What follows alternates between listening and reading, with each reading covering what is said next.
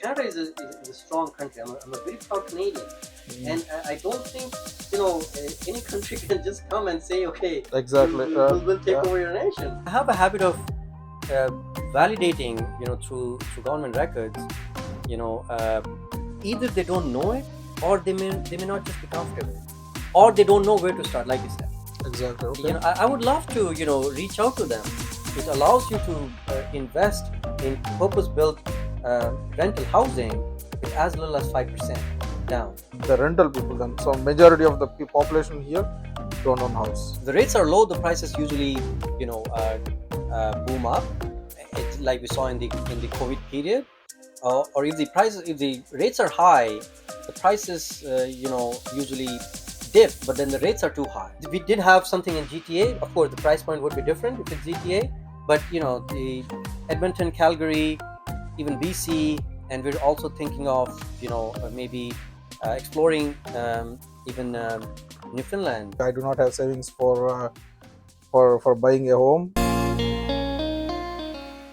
Based on the recent US elections, based on the results that came out of it, and then the current situation in Canada, what do you think is the current status of Canadian market in terms of real estate? So I would say, what do you think is the current real estate market in Canada? That's a question that I'm getting a lot nowadays from my clients, friends, and others that I know. So essentially, the current state of things are, we so if you rewind 2 years back, we had a crazy market where everything was multiple bids, prices were soaring high during the COVID time, and then post COVID we had high inflation, due to which the interest rates, the mortgage rates started climbing up, and then the economy started slowing down, and housing prices, or the affordability, the rates started going up. And now we're at the tail end of that, those rising mortgage price rates. So we have the mortgage rates coming down, but the market conditions have not improved. And I think part of the reason is also the trade, what we're hearing from the United States of America in terms of taxes and all that stuff.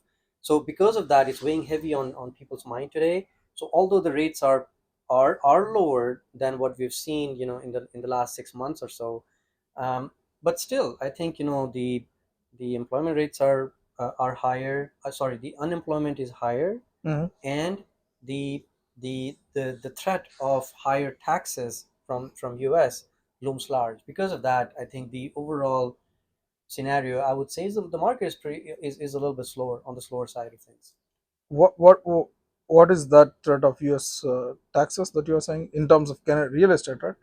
Well, so it's not a direct threat to real estate per se, but yes. So when Trump says he might increase or levy 25% taxes on imported goods. So because of that, people fear that it might lead to a slower economy, and because of that, there might be unemployment, and hence it might impact real estate from that perspective. So I guess it's not that straightforward, but I think it's just the whole confusion around what's going to happen next, the fear of the unknown. That's what's causing a lot of people to stay on the sidelines in terms of real estate today. Is there any particular trend that you are observing before? Like, okay, I would phrase it like this, right? Is what is the difference in trend before that tariffs announcement and after tariff announcement? Did you see anything changed, or even let's say go back to 3 months ago, before elections, right? What kind of an impact that had, that we have now? Right. So if you think about 3 months back, we didn't have US tariffs coming in, but we did have the interest rates coming down. But I think even at that point, we didn't see a big change in the markets. Well, they were beginning to change. We did see slight spikes in the market here and there. But however, I think what was happening at the time was, although the rates were coming down, they were not they were still not at a point where the affordability was changed, or the affordability changed substantially. So for example, 3 months back, the rates were still in in the 6% mark or so, 6% plus, or high fives. So the affordability didn't change a lot, right? Even with those rates, but now, we saw a couple of rate decreases since, and I think the rates are pretty low. But then now with the U.S. threat and the unemployment, those are two major things looming in people's mind. So yes, so in terms of trends, I don't well, I think it was just a too close a coincidence for both these things to for the rates to come down and the tariff announcements to come almost at the same time. So because of that, you know, uh, we haven't seen the market pick up the way one would anticipate it to. Usually how much time do you think it takes for the market?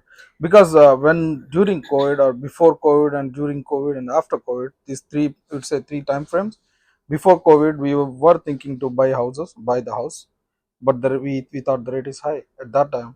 But as soon as COVID came, rate changed like this, right? Like it dropped, like government dropped it, and most of the people jumped into market through this variable interest rate, whatever. Some people got even for zero interest rate, right? Like that's during the peak COVID time, and then it started to jump again, like in a blink of an eye. So So yeah, the real estate is like that. That's the nature of real estate. So it's hard to time the market. So yes, before COVID, the rates were, I think, around 3% ish mark, and I think that was the decent rate at that point of time. When COVID hit, you're right, they dropped very low. I mean, and all of a sudden, people who could only afford 800,000 home could now had an affordability for $1 million. So they spent, their max budget, when it comes to home purchases. Um, but then, post COVID, all of a sudden the rates, climbed to almost double than what we had pre COVID. And so we had like 6-7% interest rates, after the stress test. Because of that, the affordability went down to even, half of what used to be before COVID for the same salary. So so yeah, I mean, because so those are the changes that we've seen, in these three eras, I would say. do you think, yeah, with the recent changes, do you think, is there any, in any way or form, the buyers or sellers, are they implementing or coming up with particular strategies or something to cover their not cover their, to meet their expectations? Or So let me share a real story. So I had a client who approached me. They wanted to buy a home pre-COVID, and even with those rates, they were not able to afford anything, pre-COVID, because although the interest rates were in the 300, sorry, 3% ish, but the prices were still pretty high. And then come COVID, it became even more impossible for them to afford anything, because although the rates were low, their affordability went up, but then the prices went up way beyond their affordability. And I think that happened to a lot of people, but I'm talking about one particular client of mine. And then post COVID, I, I mean, I'm talking about 6 months back, you know, we started, we re-looked at their budget, hmm, and we found that, for the similar budget, they could get something that more decent in this market versus any of the two markets before. And they actually purchased a home, and they actually moved in, I think, just a couple of months back. And I was just, chatting with them a couple of days back, and they're super happy with the purchase. And so so I guess what I'm trying to say is, it's a good market. It just depends on who you are, and at what stage of buying process you are in. From a buyer standpoint, I think, I usually say, if you're ready, if it's for your own purpose, it's a great market. I mean, yes, if you're waiting for the rates to come down further, they probably will. But at the same time, the prices we don't know. And in terms of political instability, well, I feel there's always something. There's always something. In this case, is the tariffs. If it's not the tariffs, it could be elections in Canada. If it's not the elections, it'll be something else. But there's always happen, something right? there. Yes. Yeah, you touched on 2 points that I was about to ask actually, but before I go there, like one is the point about predictions, right? How people predict that, about the market and whether it's buyer or seller. And second thing is the politics in US. But before that, you said that client that you just mentioned about, easy from which, like GTA or somewhere else? Yeah, so they're from Newmarket. So Oh, they were living okay. in Newmarket. They made a purchase in Lindsay near Peterborough. Hmm. So yeah, I mean, the location wasn't a constraint for them. They were very happy. They bought a an almost brand new freehold townhome and 3 bedrooms, and yeah, they're great family, husband, wife, and 2 young daughters. So people moved from GTA to Lindsay comes under GTA too, right? Still Well, kind of outskirts of, it's a little bit outside right? the GTA. So is this the strategy that people are coming up with? And to be honest, I did the same too. Right? I Exactly. was in Mississauga area right before, like a block away from city center, right? Right, Square One, right? Like a walk. We used to go for a walk every day to Square One. But there are a couple of, not just that reason, right? No, not just the house prices. I don't think that's the reason why we moved here. We thought not to stay in anywhere near the cities, near like Brampton or Mississauga. It's too crowded. It's not about crowd too. It's crime basically. Right? Crime, cost of living is too high, whatever. Right? And then, but the location is really good. Mississauga in the area where we were, that's good. But is this the strategy that you think people? For me, that was a strategy. Not I don't say it's strategy, but that's a planned step that we took, right? But is this the same plan that you think all the people on around in or around GTA taking? Oh, well, absolutely. So a lot of people, I think what you're essentially touching upon is an issue that's quite the highlight, and I think it was also mentioned in Treb's report this year. So transportation, essentially. So transportation is one of the essential features, or one of the essential. It is emerging as one of the essential decision part of the decision making process when it comes to buying a home. So I think what people are really looking at is, so this is my budget. What's the biggest piece of property that I can buy with this budget, and what and how close to my work or the main hub can I be? And what I mean by that is, even if, for example, in this case, my good clients and friends, they moved to Lindsay, it was okay for them because uh, from their work perspective, it was still commutable. It was still in the distance that they were looking for, and as long as they're close to highway, everything worked for them. So similarly, people move to Kitchener, Waterloo, and wherever. I mean, and I think as long as they understand that, well, you have to be in the office 3 days a week, and there's a go train connectivity or highway connectivity, and this is the amount of time it takes. People are kind of looking at those aspects now. Absolutely, Yeah, that is something, right? That also had an impact, like work from home kind of thing. absolutely, Right? yes. Nobody knows about know how we met in the first place. I came to know you through one of Common my friend of friend. ours, yeah. Yes, common friend. Yes, yeah, that's the term I was. Yeah, common friend. And from there I came to know that you already know, you came to know him through his common friend or your common friend with him. So it seems I heard Kishore already told me that you are kind of popular in that area. Do you still see GTA as a good area to invest in terms of real estate? Oh, absolutely. So I'll certainly answer that question, but let me just touch upon a little bit, just prior to getting into that question. So yes, so we know through our common friend, and I think, just want to highlight that uh, a lot of my clients, they are, through word of mouth. That's my that's been my strategy for growing my business in real estate. Yes. So I believe, in doing the best, providing the best service possible, to whoever I'm working with, and then let that service speak for itself. And that's why, if you look at my clientele today, m- almost all of them are connected.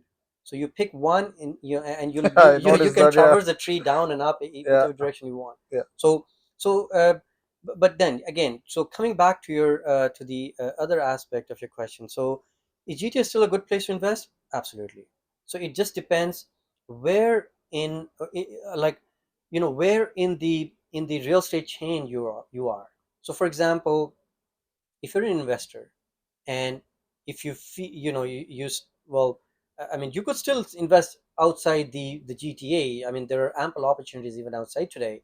But then, if you want to still play in the Toronto and the GTA market, absolutely. I mean, the market is far from saturation even now. So, No, oh, absolutely. So, well, so real estate will correct itself from time to time. The pricing, the market will correct itself. I mean, we saw a correction. Maybe we're still going through one right now, but at the end of the day, it's not always going to be like this. So it's a cycle. We've seen down cycles in the past, but then we've also seen up cycles. The most recent one was post during the COVID times. So this isn't the end of it.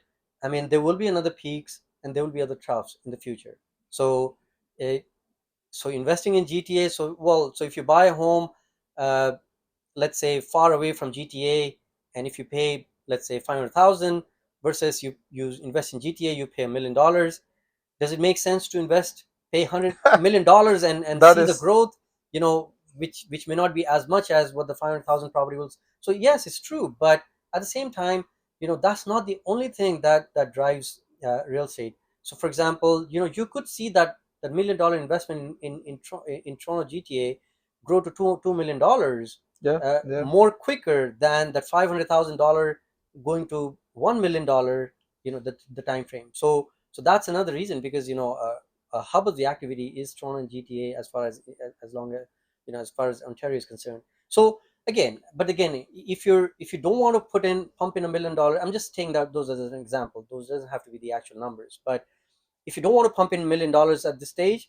well, if you just want to pump in 500,000, then there's a suitable place for that too. In GTA, Well, wherever, either in GTA or close to or outside. you're saying that, yeah, market will go up high, and you said GTA will be good. How did you predict that? Like, okay, how do you know when the market is coming down, when the market is going? For example, when I landed here, no, I would say not landed. When we moved from Ottawa to Mississauga, I do remember some guy telling that he bought an apartment $200,000 or whatever, and then current price is 400. I'm going to sell it for 600, whatever, right? But I never saw those apartments going to 500,000 at a later date. Right? But Where was that? the Like Maryland, in GTA? no, in Mississauga, In Mississauga, yeah, okay. those what you call the Maryland Monte Towers, Yes. the Absolute Avenue, Yeah. yeah. So apartment, that's a single bedroom. It never crossed 480, I would say. But people So always say that, hey, you know what, market will go up, market will come down, whatever. And to be honest, we were waiting for a market to come down before we from 2018. We are thinking, we actually thought, okay, we'll buy the house this year. And then somebody, the landlord there, he's like, you know what, market will come down, I'm worried about it. And we are waiting for market to come down. And at that time, the house price was like 400, 500, right? And then a year passed, it went to 600, 700 in Mississauga. And then people are saying, no, market is too inflated now, it will come down. Market will come down, it will fall up to 50% and whatever, right? And we were just kept looking and waiting for that fall or correction. Those same 300, 400 houses, the 300,000 houses, they just went up to what, 1 million, 1.2 million. And now we somehow we took a wise decision during this COVID, and we are like, okay, whatever it is, right? If it is high, it is high, let's buy it now, right? We bought the house. As soon as we bought the house, the market went down.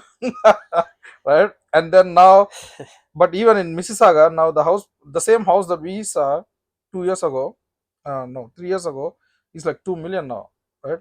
Okay, how is that people are predicting, or even I would say, how is that you are predicting that the market is going to get corrected? And how do we know what would be the price of the price? How would your clients or future clients will know what would be the price in coming years, right?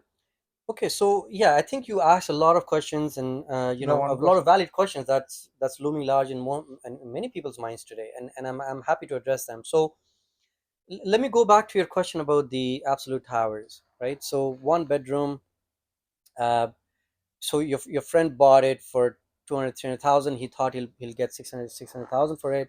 He never gotten around to getting that. But so let me put it this way. So that same view, again, I don't know what that unit was. Yeah. When you talk about a condo unit, there are many other factors too. It's not just a unit. It's what floor it is in, what kind of views does it have, what kind of layout, what so square footage. There's a lot of factors that go into this, right? So in fact, there was a time during COVID when you couldn't get a one bedroom. Like one bedrooms were touching 600,000, right? So I wouldn't, if it was a decent unit in absolute towers, it would have touched 600,000. So I think it would have at that point of time. But then again, if it didn't, if it still remained way lower than that, then it's probably we probably have to relook at the unit to see, if there's if it's if it has enough appeal to the buyers. Like maybe it has corners, because I know absolute towers, a lot of units have corners, Yes. Yeah. right? And it's very distasteful for many buyers. So if it is one of those units, then I guess that's a different story. So it's not the market, it's more the unit. Now again, when I say, it will go up, I'm not predicting. So it's very hard to predict anything in real estate. However, it's what I'm trying to say is, it will never the real estate is a cycle. It's a cyclic process. So it's not the first time that we've seen a low or a correction, or a low side of, you know uh, hitting an all-time low in real estate. So it's not the first time. So what I'm trying to say is a cycle. So today we're low. It will not always remain here. Will Mhm. it touch another million mark? I'm not saying how what mark will it'll touch, but it'll not always remain here. It will go up, and the reason being, so it's, again, I it's there are a lot of complicated reasons, but if I just simplify supply and demand, right? Yeah, exactly. So Yeah. that's the very basic equation. Mhm. So when you have, more supply, less demand, the prices will remain low. That is what we're seeing right now. We're seeing a lot of supply in the market. The demand is low because of, the factors like, the tariffs from the US, our own internal Canadian, elections coming up, and like even unemployment rate. So those are internal factors. But then these factors will not always remain the same. And as when you see these factors change, things will change for the better. So uh, now, uh, again, I think the other point you touched upon was, you actually wanted to buy a place for yourself. Mhm. And I know we had a conversation at some point, Yes, I and remember. Yeah. and I think, and we said that, with that budget it would be hard. And I think it was Yeah. peak COVID time, Yeah. right? And No, uh, before no peak COVID it time. was Yes. around the COVID time, Yeah. when the Market prices is too were at high. peak. Yeah. Yeah. Yeah. So although the rates were low, you had good affordability, but the market was the pricing was too high, right? So, but the thing is, I still advise even, people, at that time, or I would say today, if you're buying a home for yourself, there is no right time. The right time is now. It doesn't matter whether market is high, low. If you are ready, you have a qualification and you need a home today, as a principal residence, today is the right time. Because these fluctuations, they happen in a over a short period of time. And when I say short period, it could be a year, 2 years, 3 years, 4 years, but that's still a short period compared to, your home ownership, which could last for 15, 20 years, Exactly. right? So 10, 15 years even, right? So when you're looking at that kind of time frame, I mean, there is these changes in market today. They don't mean anything 10 years from today, right? So if you're ready, if you can afford it, you buy it. I Yeah. mean, and that's why I say, I advise my clients even today, and to our listeners today, you know, if you're buying a home for yourself, and if you're ready, if you have the budget, if you have the qualification, and if you have a good home that you can put your hands on, go for it. Just because, you know uh, well, things can change anytime. You may have a perfect, situation. You may have a Exactly. perfect job, but you could lose a job over time, and Exactly. Right. anything can happen. So, but you cannot make a decisions, based on what if, right? So Exactly. that's so the tariffs are there, the tariffs are not there tomorrow. I mean, these are political situations. They'll change, and the government is there today is liberal, tomorrow is we don't know what. Exactly. So Right. Yeah. all those things will change. But then if you're ready, you need a home today, why pay more, more of your rent, and just put money towards your own mortgage and get it while you still can. Because I do feel that, the market starts changing. It changes at a very rapid pace. The same thing, Yeah, when it yeah, starts coming down, it comes down at a very rapid yeah, pace. hmm, So it's, if one waits that, oh, when I see the market climbing up, I'll get in, it'll be too late already. So if you're an investor, I would love to have a conversation with you, and maybe hopefully we can touch upon some other interesting investment topics. I can talk about different strategies even. But yeah, I mean, we can have that conversation. But if you're a first time home buyer, especially, or if you're looking for a principal residence, I would say, go for it. And I don't know if I can say this, but I would love, if you want to get in touch with me, I would love to share my insights with you. I mean, I'm sure Ashok will publish my contact yeah. information, I'll, but I'll put that. Yes. my cell number, can I Yeah, say it now, or yeah. It's yeah? up to So you. well, if you guys are listening and you want to get in touch with me or just have some questions, I would love to hear from you. My number is 416-627-4149, and yeah, I'm always available. For you. I'd love to answer any questions that you may have. Yeah, there you go. They got the number now. It's not a. It It's took a lot of, yeah. Go ahead. Go ahead. sorry. I mean, I was just saying, Ashok. I mean, uh, I come from an IT background, and when I jumped to real estate, it wasn't one of the main reasons was, I'm very passionate about real estate. And when I jumped to real estate, it wasn't my own. So we made I made some ground rules at the time, and one of them was to always do what is best for your clients, right? And no matter what, whether it translates into business or not, it doesn't matter.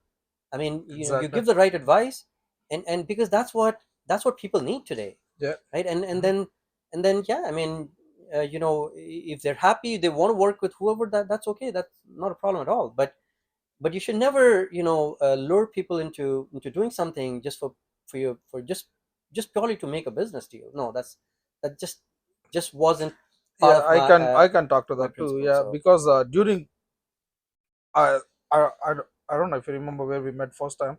We met you in Kishore's, yeah, right in his housewarming, right? housewarming, yeah. Exactly.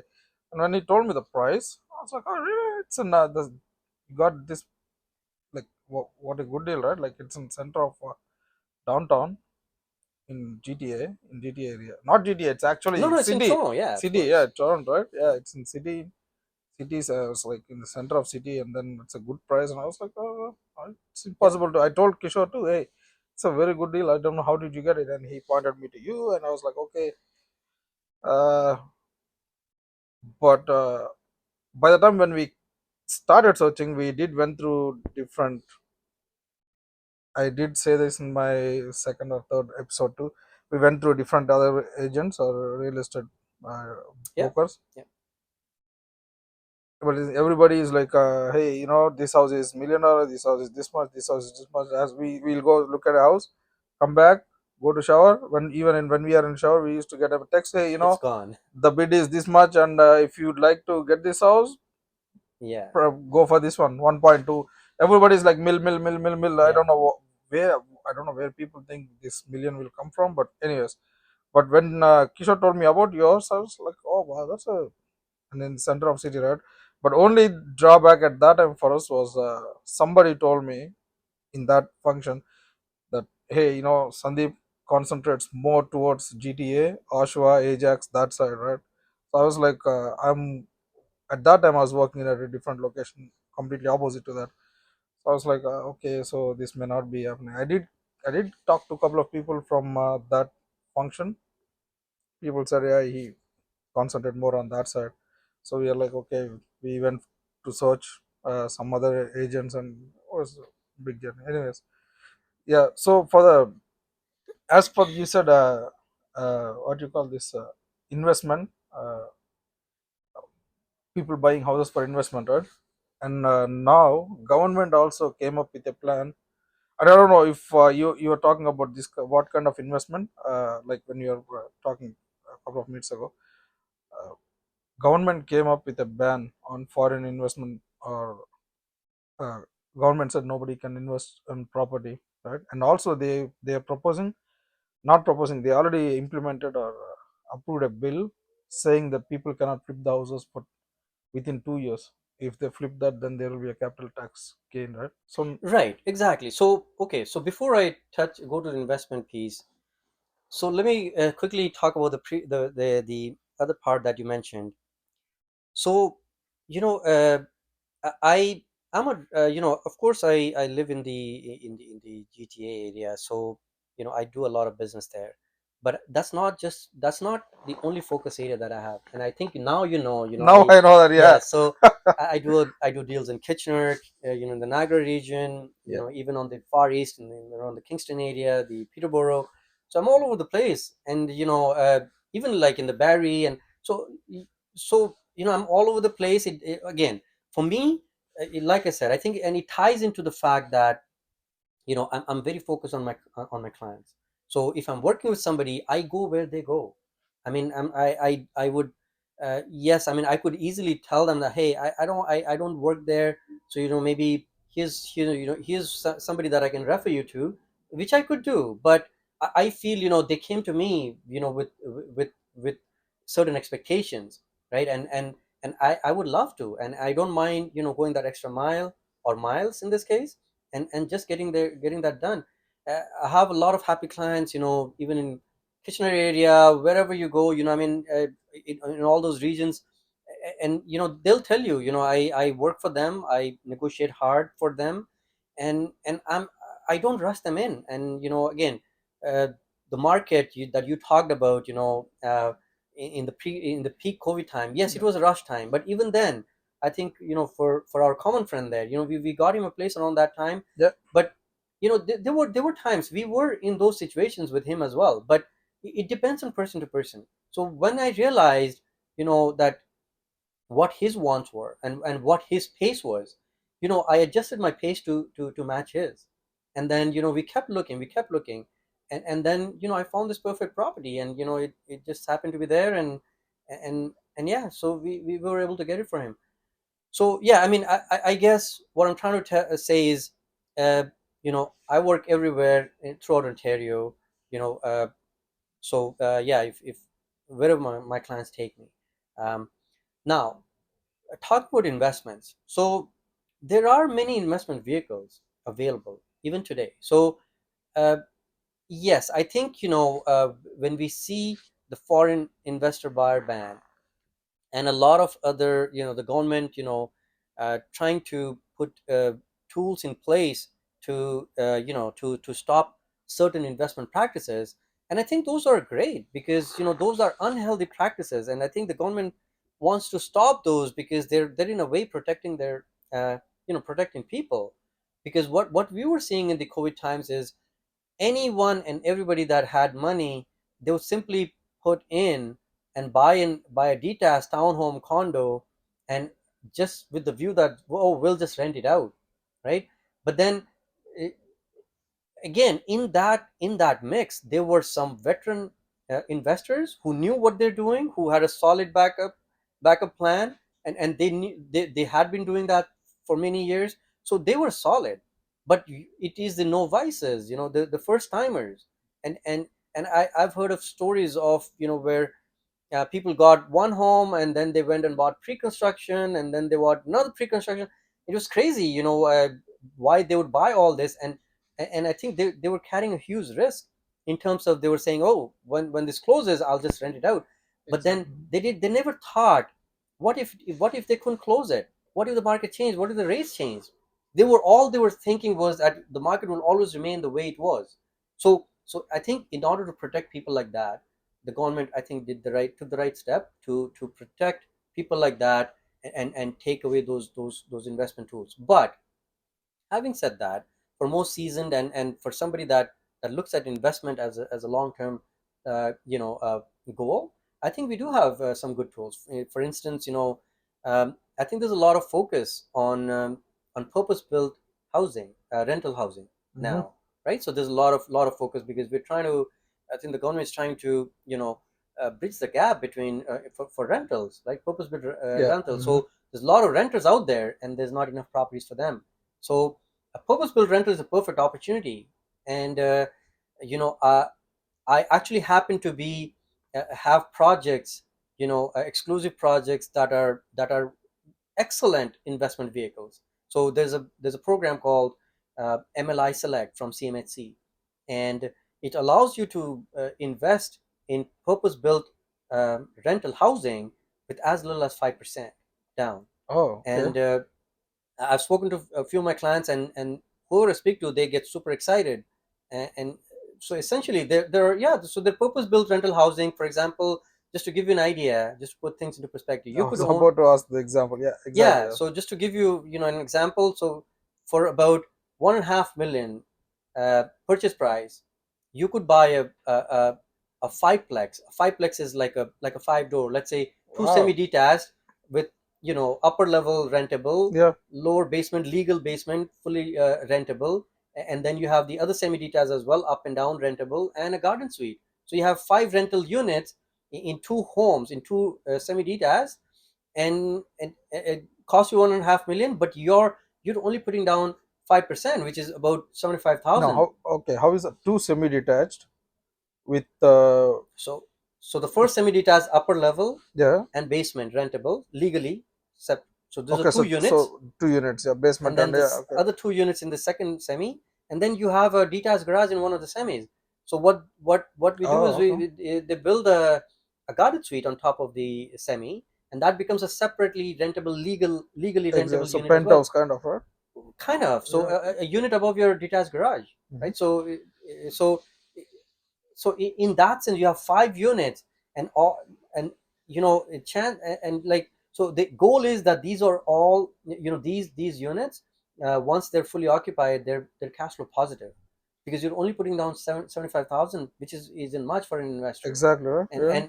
and and I think on a monthly basis, you're actually getting money in your pocket. So maybe even 1,000, 1,500 to $2,000, depending on the market. So that's money in your pocket on with just 5% down. That's a great investment opportunity. Like, even if you buy a condo and pay 20% down, even in this market, you will still need to top up from your pocket. Exactly. So Yeah. it's not a cash flow positive situation. But And so I do have those investment vehicles. I don't want to disclose all the details. I hope, yeah. if people are interested, let them give me a call. Again, my number is 416 six two Exactly. seven 4149.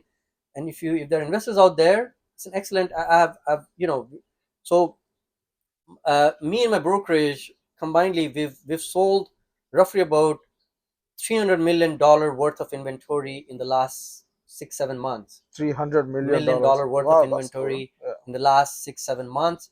And these range from 5 plex is the minimum configuration that we have.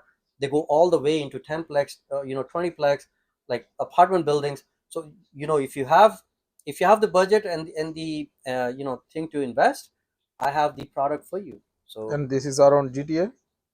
so it depends. So there, Mhm. we did have something in GTA. Of course, the price point would be different if it's GTA, but the Edmonton, Calgary, even BC, and we're also thinking of maybe exploring even Newfoundland, market now. So yeah, I mean, so this is just one kind of investment, right? Which is a great investment tool, one of the best that I've seen so far in terms of real estate.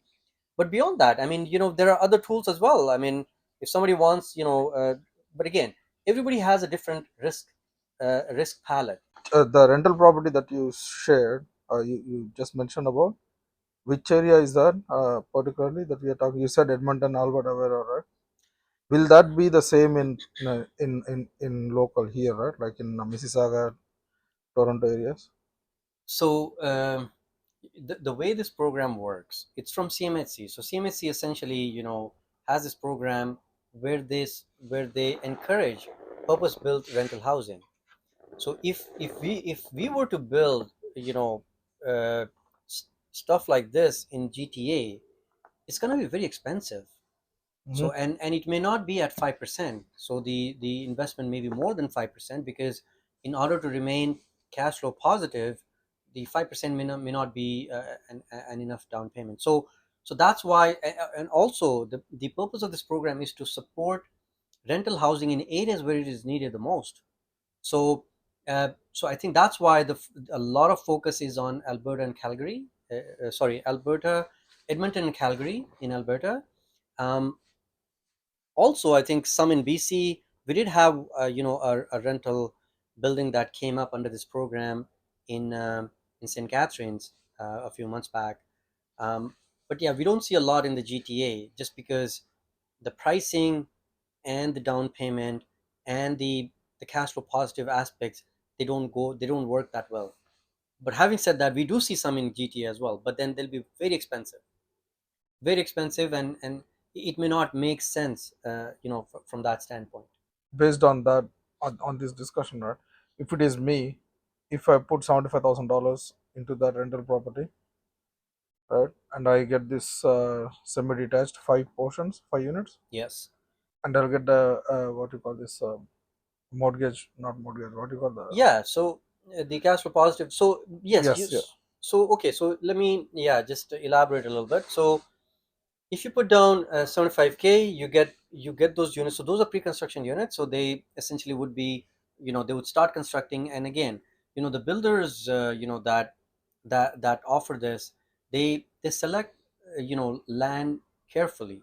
So we have, mortgage team of mortgage brokers who specialize into CMSC transactions.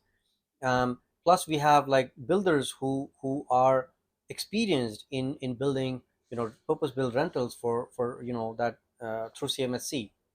So so yeah, once you sign a contract, you essentially uh, will know, where these units will be, and they'll be ready from 8 to within about 8 to 10 months time. And within this period you will, will get you through some mortgage, agents, and maybe, and you can work with whoever you like. And then they'll take a deal through CMSC approvals. You'll be also given, you, we also have lawyers that you can, if you like, you can work with them. And they're also specialized in CMSC deals, so in closing and stuff. So they do all that. So we have like, it's a one-stop shop. So if you have an interest, we we hold your hands and walk you through that entire process, and make it happen for you. So also the good thing about this is, it's worth mentioning, you also get property management along with the, when you make a purchase.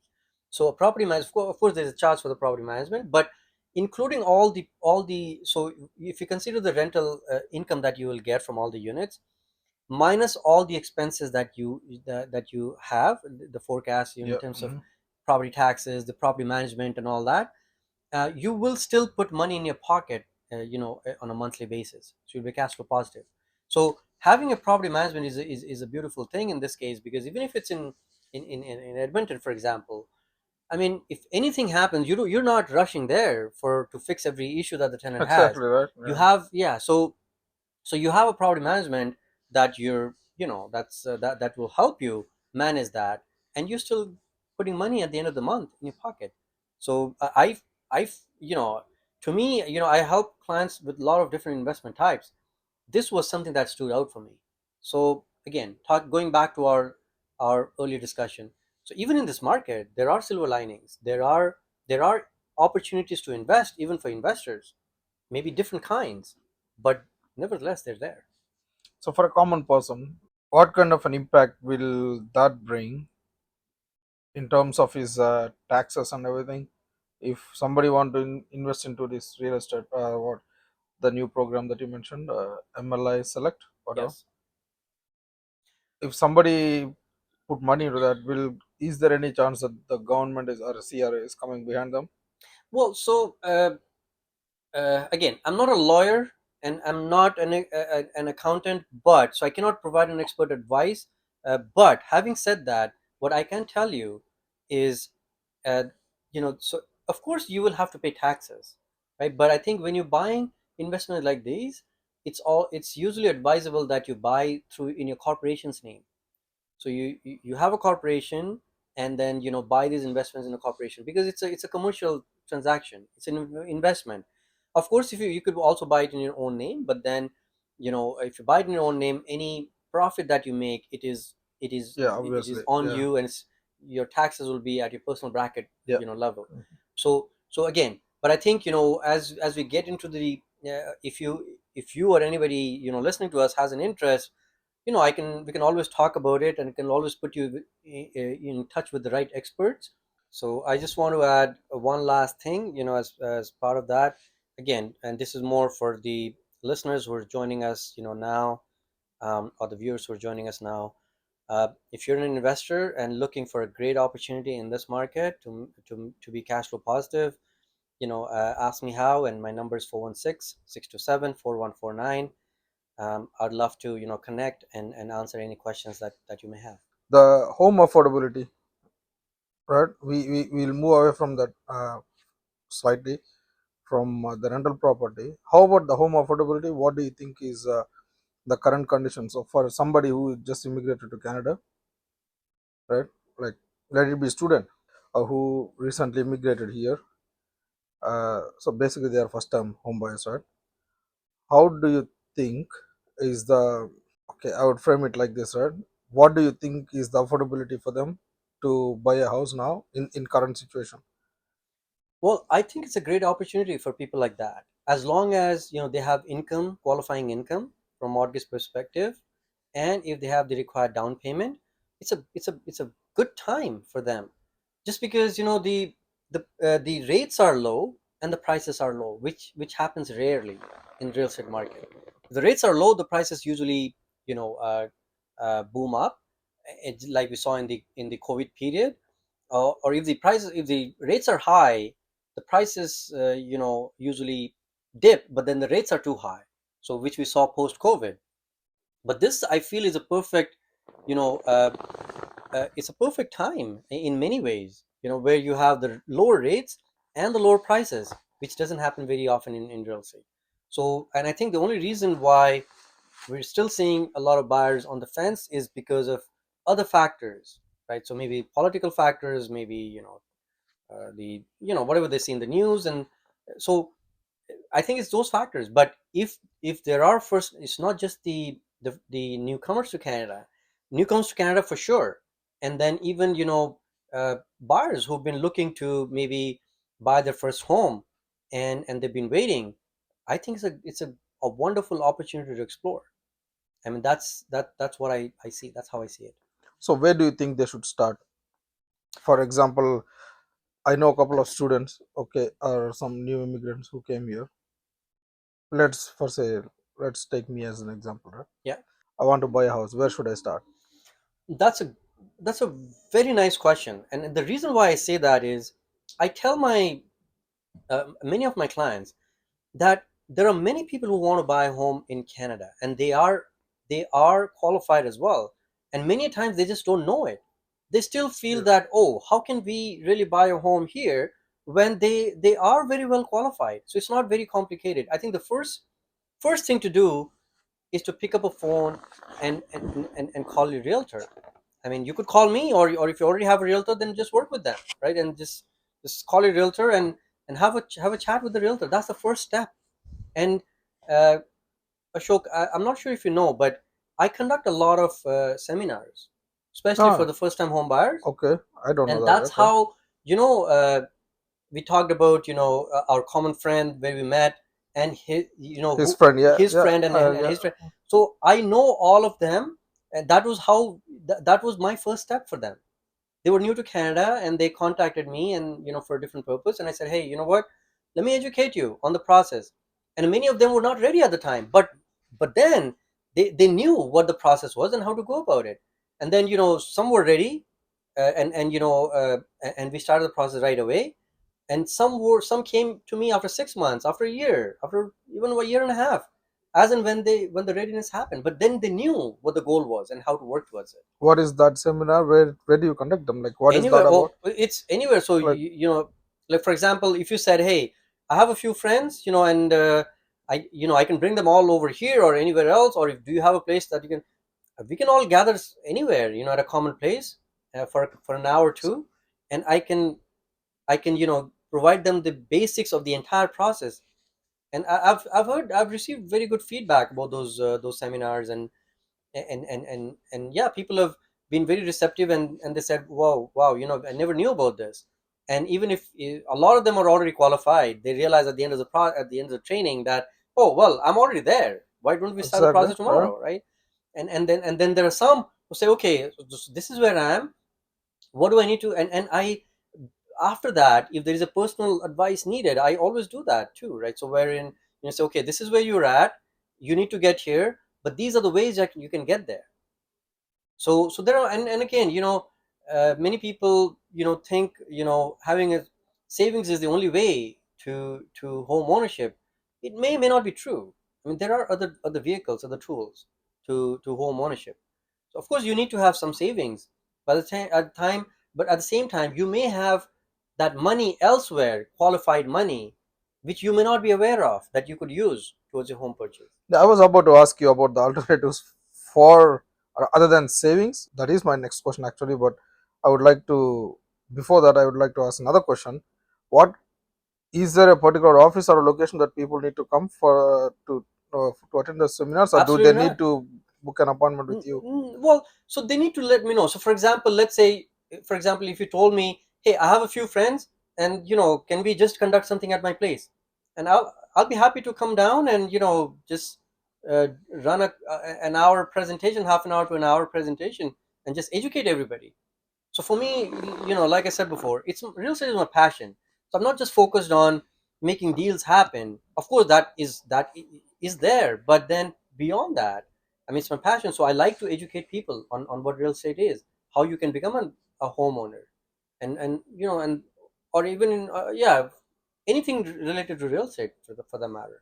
Yeah, the reason why I asked the question is I'm into finance business, right? So we do conduct these workshops, seminars, and whatever presentations, and the same concept of educating people in terms of finance, right? Yeah, But we do offer workshops for financial literacy. for financial literacy, and that covers real estate too as an investment opportunity, right? Correct. But that is like not like It's an offshoot. It's not your main yeah, course. but that's only like on Wednesdays, Tuesdays, Wednesdays, and Saturdays, right? So for That is what I was example, looking at. oh, absolutely. So, for example, if you said, "Okay, we're conducting these, would you be available to join? Some of these sessions?" And I would love to. I'd love to come in and you do your thing, and then when it comes to real estate, if you give me the floor for some time, and I'll be happy to provide some information related to real estate, home Yes, ownership, okay, yeah, if it adds value that's to you. Yeah. right. Why not? Next comes this alternatives that you said other than savings. I was about to ask that, right? So what is that alternative that you say you think other than savings, right? So people, when I was just I would take myself as an example, right? We thought will save money. There is no thing such thing as savings in Canada. If you ask me, you make whatever $1,000 every week or every month or whatever, right? 50%, 60% will go on tax. On top of it, our expenses, whatever rent or before buying the house, right? Rent, gas, insurance, different kinds of insurances, right? And then everything. End of the day, by the time next paycheck comes in, we won't have nothing. Maybe $100, 200. So savings is what we thought initially, and it was hard. So we started doing business and then making money or investing into investment business or whatever. And then we accumulated some money, got some money doing trading or investing or whatever. Most of the people that is this is I was talking to my clients basically in finance. People always think, okay, I do not have savings for buying a home. All my clients out, my first preference is how to save money for whatever reason, right? Let it be buying house for your emergency, for your whatever, right? For your future kids education, your education, whatever, right? When it comes to the house portion, people say I cannot save money. So what is that alternative option that you said other than savings? Sure. So let me just speak generic, very generic Yeah. in generic terms. So of course there are other alternatives like, so when I say savings, it's like you said, you make X number of dollars every month, you spend Y, and what you have is X minus Y is what you have left as savings, right? Now, when you get the money, most people are employed. So when you get the money in your hand, there's already an RRSP portion that's deducted for most people. Yes. Yeah. You have RRSPs, so which are already being saved up for you, right? And so you can tap into that. There is a certain limit that you can tap into. So RRSPs are there, so to borrow money, that you can borrow money from. The other option is, now I think, you also have FHSA account, Yes. right? So Yeah. that also helps you. And apart from that, well, your family, if they want to help you, so that's the third source that I can think of. And plus, again, so these are very generic, Yeah. sources. And then once, there is somebody, specific that wants to buy, I like to understand, who they are, their background, and a little bit more about themselves. That helps me provide them more options. Maybe they have other sources, from where they could get those money, and they may not just realize that, oh yes, they could tap into there. So those things are also there, but these three or four sources that I just mentioned are for sure, they're available to most people. Yeah, sorry, also, if you're not a first time home buyer, you may even have. Right. So, well, I read your I'm mind. about to ask that question, right? Yeah. Okay. so, Anyways, yeah, go ahead. so if you're not a first-time home buyer, well, then, some of these tools may not be available. Some of these options may not be available to you. But then you may have the home equity line of credit, HELOC, that might be an What is option that? for you. Home equity line of But credit. that is for already people, the people who If are you already already have, so owning. Yeah. that's why I Yeah. said, so it's not a first-time home buyer. So if you already have a home and you want to tap into that home equity, that could be an option as well. Hmm. Yeah. Some people, they will sell. Some people just generally sell the home, and then they'll, I don't know, and then they will again they want to buy the house, right? So is there anything like? Yeah, so of course that is most common, where people have a home and they sell that and move on to something bigger and better. Yeah. But sometimes, and well, actually, sometimes we've had clients where they they're interested in investing it. And me personally, many times I see that my clients are already qualified to buy the second home without selling their first home. And I do ask them, do you want to keep this home as an investment, and then keep and go ahead and buy the second one, but then still retain this? And I try to do that for my clients, right? So because that's like, you're moving on to another home, but at the same time you are, keeping a property that's an asset. It's a big asset, right, that you're keeping for the future. Now, again, mind you, there are pros and cons of that approach as well. So if you're keeping it, then of course, the rental income, that's generated, from the property, a portion of that could be used towards your eligibility for your new home. So that adds there as well, Hmm. apart from your Yeah. income. So it adds up there. Um, also, but the downside could be, if it was a principal home and now you're moving to another principal home, so this becomes an investment property. And then from that time onwards, your capital gains, like you were asking earlier, Yeah. capital gains kick in, right? But again, it's not it's one solution. It's not one solution for everybody. It's just case to case basis. So there are Hmm. many options available. Every client is different, and every option that I provide to my client is customized solution for that particular client. If it fits one, it doesn't mean it'll fit the other one, because Exactly. and I Yeah. like to Yeah. evaluate Yeah. that very carefully Yeah. to see what makes sense and what doesn't make sense. Exactly. Yeah. So yeah, sometimes clients want to do it. I had a client, I think, maybe a couple of years back. They had a townhome. They wanted to buy a detached pre-construction, and they wanted to retain that townhome and keep it as an investment property.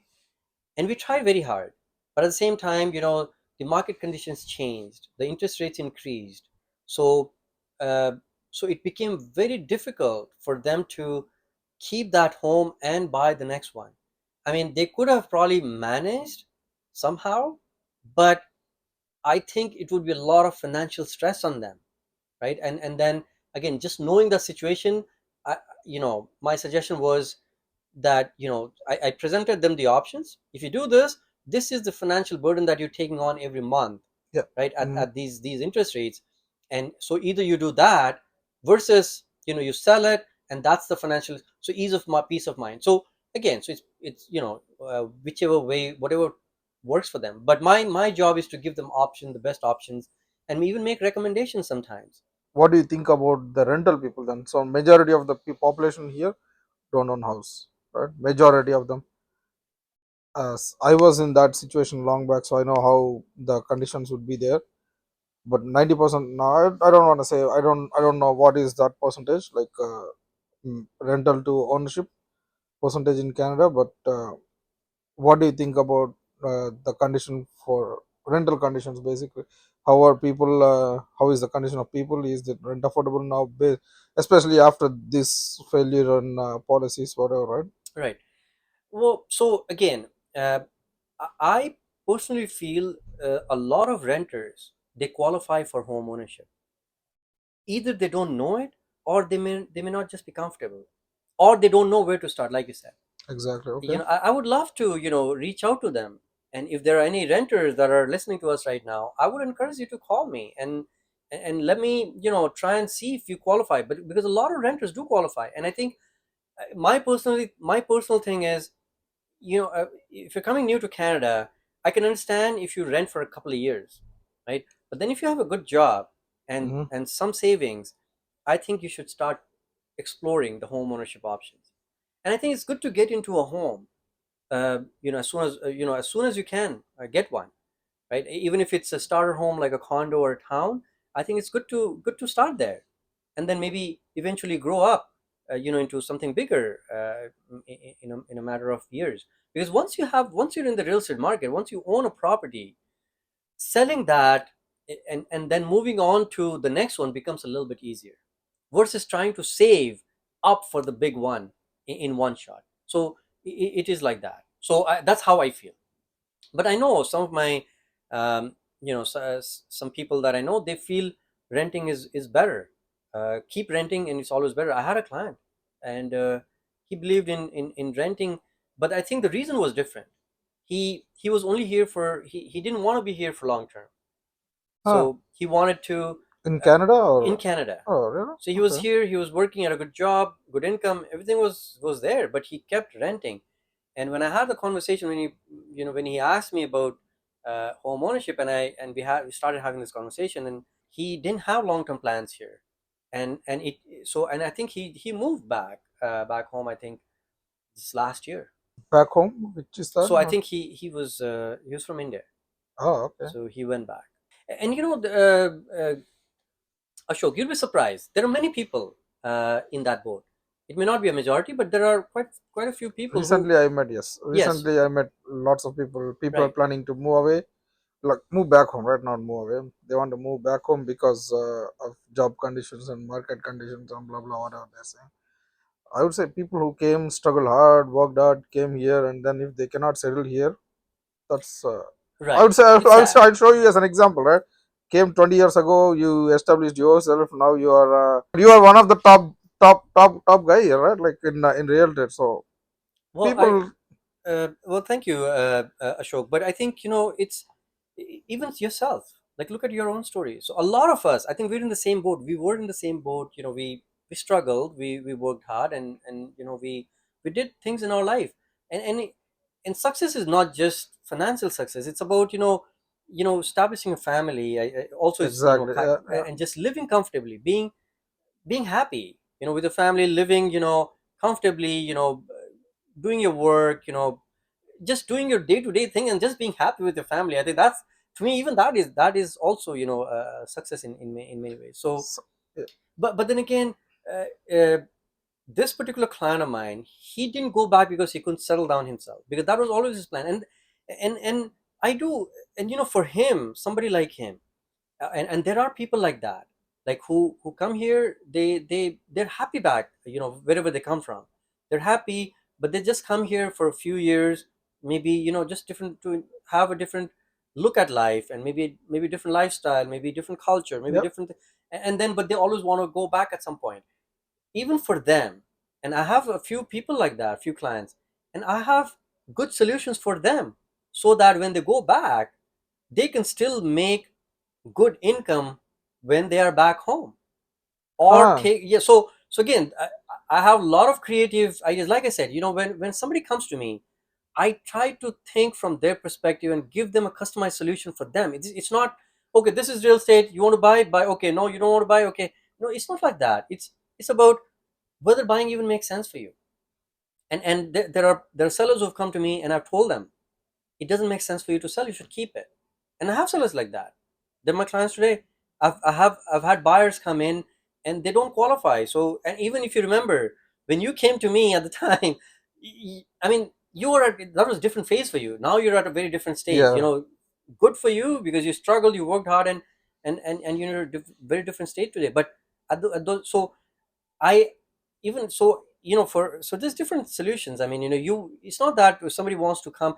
Yesterday, not yesterday, day before yesterday, somebody called me, and they wanted to. They called me, and they wanted to they wanted a unit for lease in downtown. Uh-huh. They asked me if I had something, and so as I got to talking with them, I realized they already had everything ready to go to make a purchase for the home. Hmm. And I asked, "What's holding you back?" And they said, "We would love to buy something, but again, in this case, their qualification and and what they wanted, there was a gap. So that gap, I think, requires maybe about 10-12 months time to bridge that gap. So I think we talked about where this student and what is it that they plan to do, or what needs to be done to bridge that gap to get ready for the home that they're looking for. And so that plan is in place. So they'll probably rent for a year, and they'll probably start looking towards the end of the lease. Yeah, renting is not in, it's not nothing bad, right? But still, yeah, owning house is different. Renting It is very some, different, yes. renting in the sense I did not realize. Okay, so I will. There is another thing that what prompted me to go buy a house, right? I was in Mississauga. There is this Indian store, grocery store, right? I went for just for buying some groceries. There is this guy.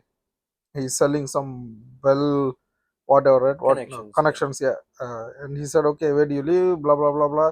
And I said, well, I don't own a house, so I don't need that. And immediately, immediate like this, he came back. Said, so it seems you don't want well connection because you don't own a house, but you like paying your landlord's EMI. I was like, what is he talking about, right? And then while coming home, I was like thinking, okay, yeah, what he's saying is right. Whatever the rent I'm paying, why cannot I pay for myself, right, on the house, whatever, right?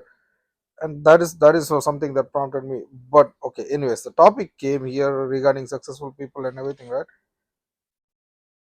How did yours? Let's go into your story first, right? Where did your story begin? Where are you from actually, right? You immigrated 20 years ago. You worked hard, did a lot of. But what is your back home? Where did you come from? I do not know these details, to be honest. Like I Okay, know that you are from a particular country. for sure. So Wha- I'd be happy to share. So again, so I'm from Nepal. So I was born in Nepal. It's a small country in Asia. Um, and I mean, my family, they're we had a big family. Like, it was a joint family where I grew up. So a lot of uncles, aunts, cousins, and we all grew up together under one roof. So yeah, and I did my studies in a boarding school. I used to go home, for vacations and stuff. So yeah, I mean, it was. I mean, uh, it was good. I mean, I think growing up, it wasn't that bad. But what I realized is, as kids, you don't even know what the situation is. You just enjoy life. You Exactly. Yeah. you don't even know about the finances and all that stuff. So for me, I was one of those kids, right? So, but now looking back, I think we had our ups and downs, just like everybody else financially. So but I think the time I left home, after my engineering, uh, we it wasn't the best time, financially for my family at the time. And so, but yeah, I graduated at that time, and uh, went on to look for work. And yeah, I think it was a big struggle, I think, at the time, maybe about a year, almost a year, 2 years maybe. It was a struggle period, to find something in India back then. But yeah, I actually moved to India from Nepal because I was an engineer, and I couldn't. I wanted to get into IT You industry. did your engineering Uh, in Nepal. from No, I did my engineering in India from Regional Engineering College, REC. Oh, really? Yeah, Okay. in Wow, India. that's good. Yeah, so um, Like how did you get that? How did you enter REC yeah, so I think we had our own exams in Nepal? in so yes, well, there's common entrance tests, we used Yeah, to give those exams, so you even back then. So you have the common entrance exams yeah. to qualify. So we enrolled into it, gave the exams, and that's how we. So kids who get students who get good marks or grades in MSET, no, not MSET, We didn't common have, yeah, set, right? Or yeah. whatever set, a common entrance exam, So we tried for, they yeah. they get seat in RUCs in India No, right so now. it's, again, back then, we had to fill out forms for different. So for IITs, there was a JEE form that you had to fill out, Yeah, and then exactly. there used to be CE, common entrance exam, Yeah, something like see, that. So once you fill out those forms, if you don't get into IIT and if you get a rank in CE, then based on your ranking, you're offered, different for RECs first, and then the state colleges and whatever else. So that's how uh, did my engineering, and then from there I yeah, went to work with companies like Satyam, ah, TCS, Tata Consultancy. okay. So yeah, and then here, I, of course, I mean, it was establishing was a little difficult in the beginning, again, but that, I mean, I don't want to talk too much about it, just because everybody goes through that struggles, I think, Exactly, yeah, yeah. so again, it's just had my share, but I worked even here. I think I was fortunate enough to work with very reputed companies like Hewlett Packard Huh. and Equifax. Like, that was the last company that I was Equifax. I was with, yes, Oh, okay. before retiring. I was into senior management in Equifax before I not retired, sorry, before before I resigned, Hmm. because I wanted to, yeah, do my And own that's work. into projects, right? Software programming. Yes, it was. I was a director of software development, application Oh, development. wow. Okay. So yeah, so that, but I mean, it was great, and IT was one of my passions as well, like Hmm. programming. It always fascinated me, from my college days. So I did very well, I mean, thank God, and thanks to my colleagues and seniors, who I worked with. But yeah, I mean, I had a lot of fun working, but then I think at some point family took preference, and we decided to have some work life balance, and that was the reason why we decided to do something that I was also passionate about. So IT was my one of my passions, which I was very, very fortunate enough to be working in fields that I loved, right? So real estate is just one of those fields, and you know I think my wife. You ask my wife, uh, do I about my work and stuff. She said he never works. He loves his work, so you never see Okay, yeah, he's I never get it, stressed man. out. He's always happy. When he gets more work, he's even more happier because he just loves doing it. So coming from Nepal, usually when people think about Nepal or Nepalese, right? Yeah, The thing that strikes in everybody's mind is defense services. is what defense. Defense services, right? Defense, police, security, whatever, right? Only these they call Bahadurs or whatever, right? Right. Right? How So did the yeah, IT and real estate?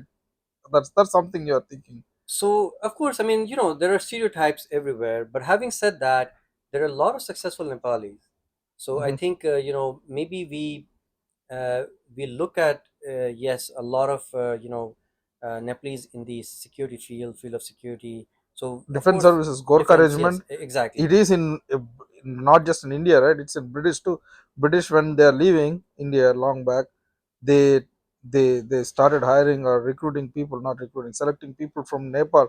Entire regiment of Gorkha people, Gorkha regiment, right, is in British Army. Yeah, absolutely. So So yes, the Gurkha regiment still exists in the British Army. It's yeah, exactly. one of their best regiments. Yeah, exactly. So, but again, like I said, so I think Nepalese are we're usually very focused, dedicated, hardworking people. For me, I'm a very proud Nepali, but at the same time, my ancestry comes from India.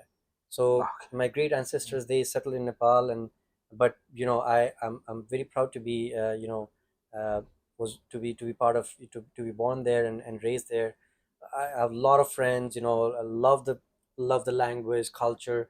So I mean, it's great. I'm very proud Nepali, like I said. But then again, there are a lot of Nepalis who are successful today. Maybe just like you're surprised that I'm with me.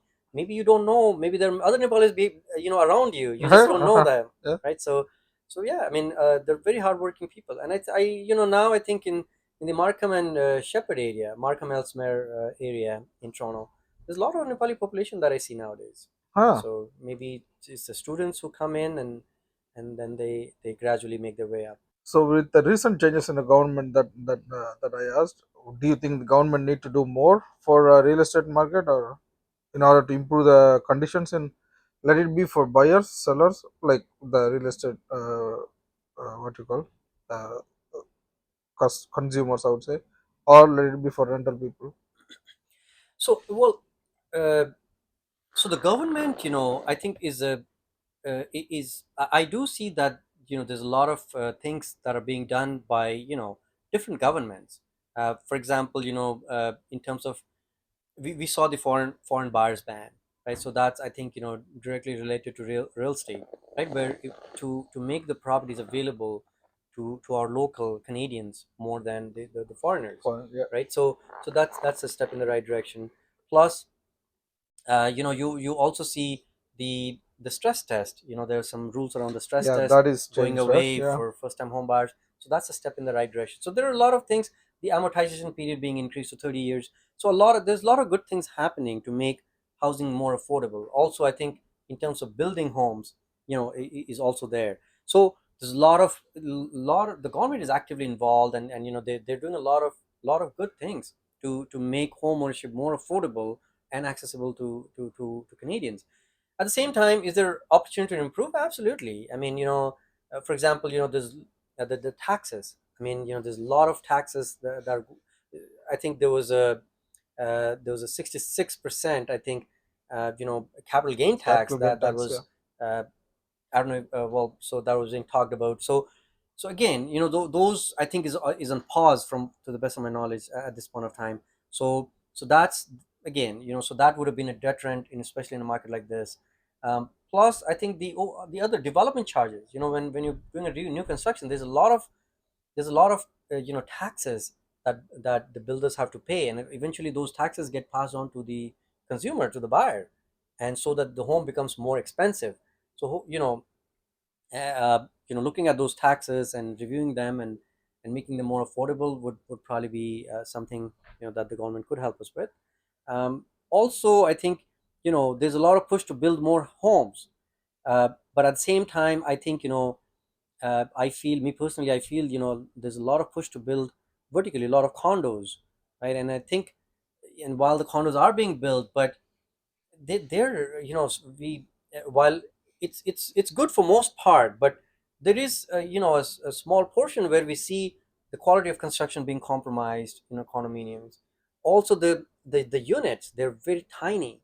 So I'm not sure if it really solves the problem. Like, yes, maybe it becomes affordable to get a condo, but then under 500 square feet, if you have one bedroom, does it, like no, right? Yeah, I mean, what, yes, you're solving the problem for some, but are you really solving the problem, or is just a small segment that, or you're solving the problem, you're forcing those units down people, to people's throats. forcing, Yeah, yeah, exactly. to Yeah, throw us to buy those because they don't have any other option.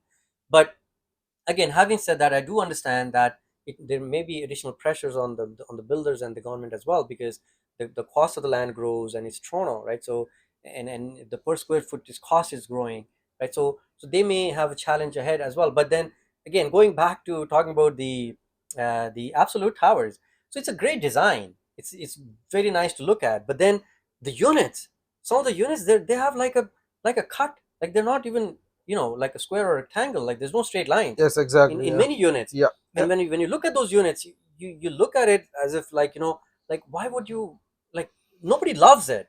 They may buy just because somebody offers them a really great price, but nobody really loves living in units like that. So I think there has to be a better job of like, when you make housing affordable, when you're building more homes, I think it's good to take into account, like, homes that are really matter to people, that make people's Yeah, lives better.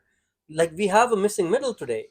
Missing middle is like your entry level townhomes, and like, so, or small duplexes, small homes. So those are missing middle that I think that are missing today, and hopefully focusing them would probably give people more access to better quality of housing. But is this because of any preference changes happening in consumers' minds, or because somebody is buying that, and most of the condos are pre. I don't know if you notice this MCT in Mississauga. Yes. I don't know how many condos they're building. Maybe 3,000, 4,000 condos, and more than 3,000 condos. I think in 7 units overall, right? Should be Yeah. 7,000 plus. I don't know, but they are building it. People are buying it. People are. Is there any change in preferences, even for the as a cause for that missing middle, right?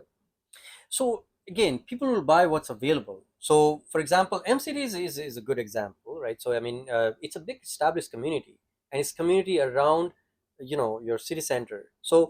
Uh, so I mean, it is very natural for. So let's say if somebody coming to work in Canada, or you're renting. So those are places that would appeal to you most because you're close to everything, close to transit, close to shopping, close to Yeah. restaurants. Mhm. Everything is there. So that's why those units are very popular, and those are great units.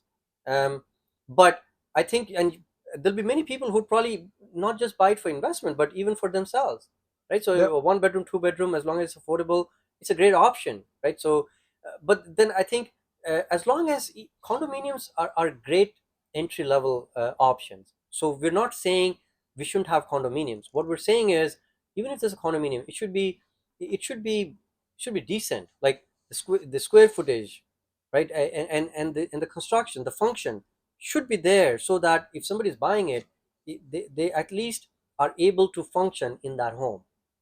So as a realtor, as a consensus realtor, it's difficult for me to sell a unit that doesn't function in my mind to a buyer, and I don't, right? So even if they like it sometimes, and there've been many cases where buyers like a house or a home or a condo, and I say this is not the right one for you because of XYZ reasons. And many times they agree with me. Sometimes they don't agree, but at the end of the day, it is the buyer's or the client's decision, Exactly. right? Yeah. But as a realtor, my job is to show them what they cannot see, what they hired me for, right? So showing them the sides, the things that they don't know about, right? The neighborhood, the schools, the transit situation, those factors Yeah. overall. End of the day, it's all consumers' decision. Who is buying the house, or who is, yeah, house or condo or whatever, right? And you said you'll always teach them or guide them in a proper way. But what are the common mistakes that you think or you notice so far when you're talking to people? People should be making a lot of. I know how what mistakes I did when I'm looking for the. I was about to close. I never shared this story with anybody, right? We saw so many houses all around GTA, not GTA. I would say, yeah, it's GTA. Niagara is GTA too, right? Hamilton, Stony Creek, and whatever, right? We did Kitchener, Guelph. We went up to Oakville, not up to, but Oakville, Brampton, Burlington, Mississauga, not Mississauga, we saw a couple. Anyways, yeah, we saw so many houses. We were this close.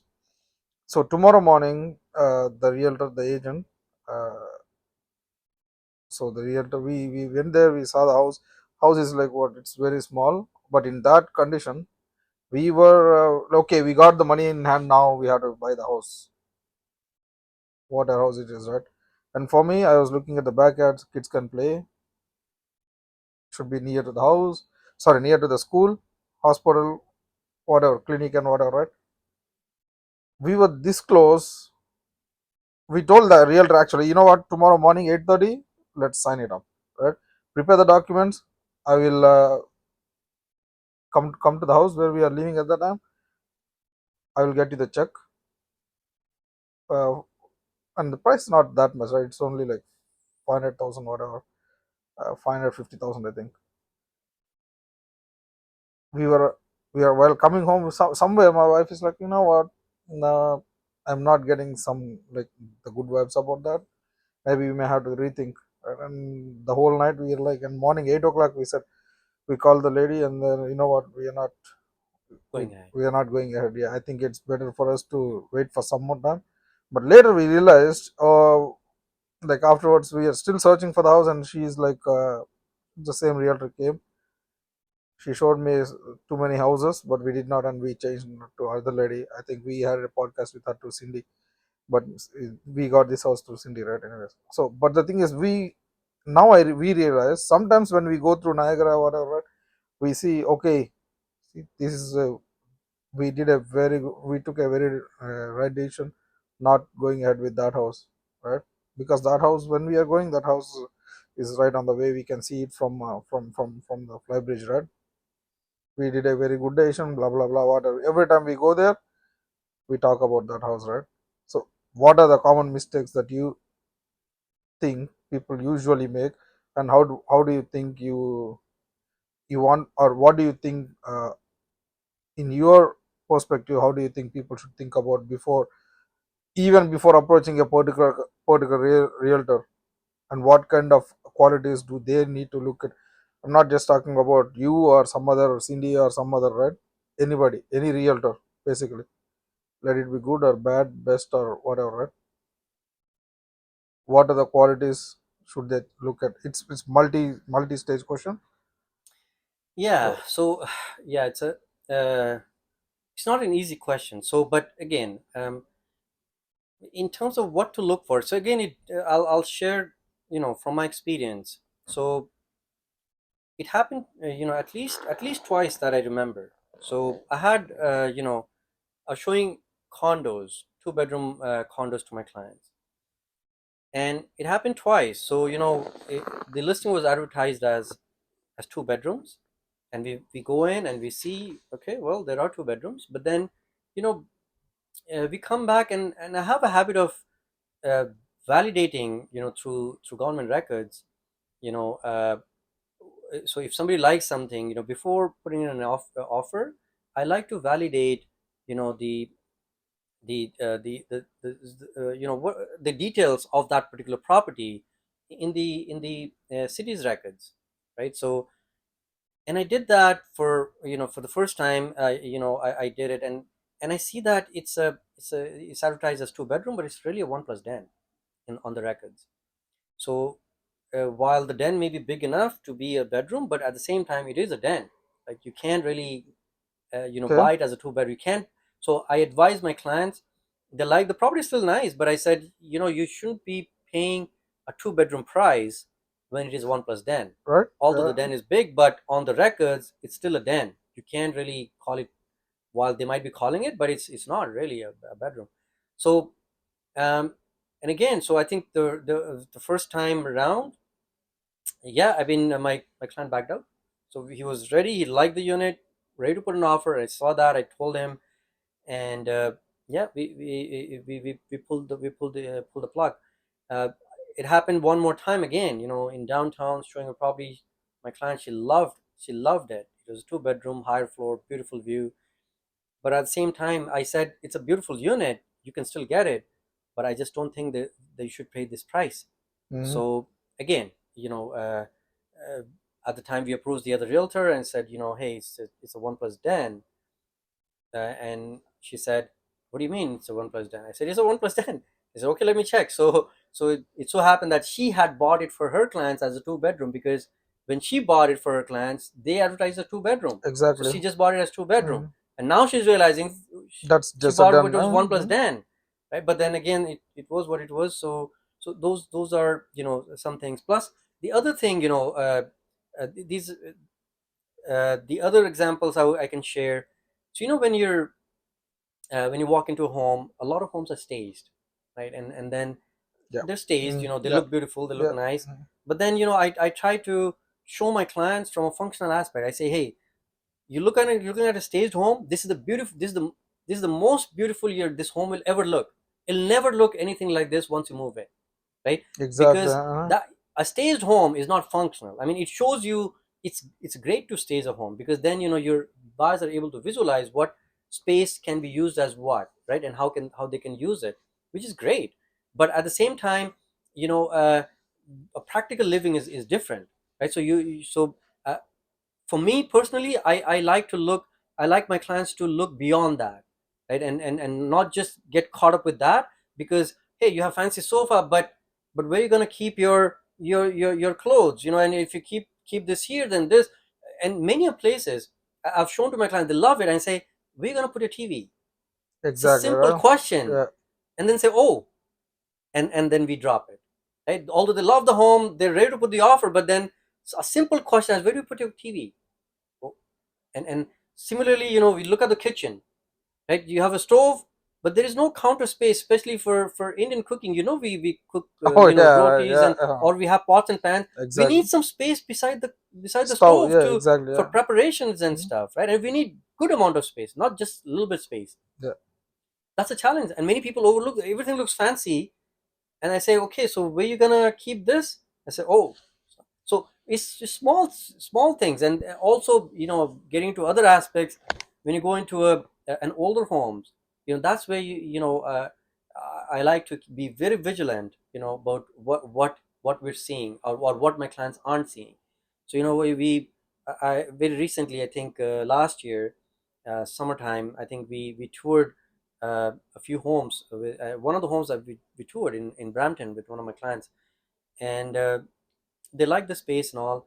And I showed them, so we went to the basement. I showed them the ceiling, and there was a leakage patch on the ceiling. I said, so this home had a leakage, right? So oh, inside in the basement. in the basement. So Yeah, there was okay, on the ceiling, on the on basement. the ceiling. So there was a washroom upstairs, the powder room.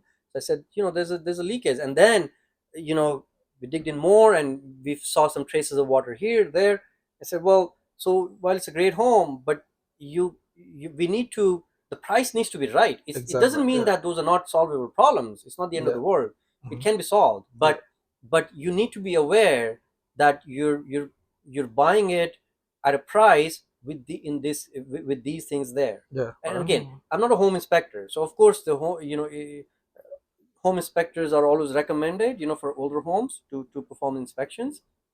But these are visual things that you can point to your buyers when they're not looking, because they're more focused.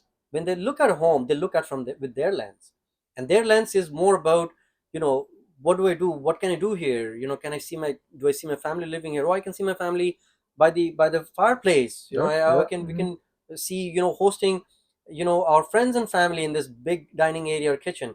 So they're more focused there.